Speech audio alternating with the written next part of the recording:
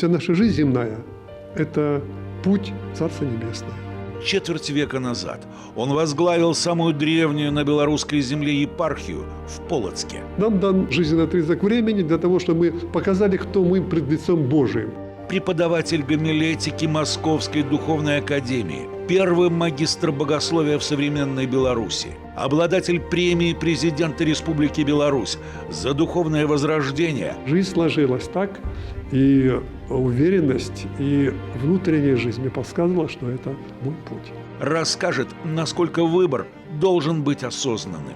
И когда мой братик приехал после армии посетить старшего брата, меня побыл неделю у нас вместе со мной, ему бабушка говорит, что Игорь, а ты, говорит, не хотел бы туда поступить? Чего? Куда? Я лучше в армию пойду еще раз, послушай. Вот так. В программе «Белорусы» архиепископ Полоцкий и Глубокский Феодосий о том, как вера поддерживает человека, и о том, что жить надо с открытым сердцем. Бог никогда не принуждает, не насилует, не требует. Он только стоит у двери сердца и стучит. И когда человек откроет это сердце, то Господь с ним. Смотрите в эту пятницу только на телеканале «Беларусь-24».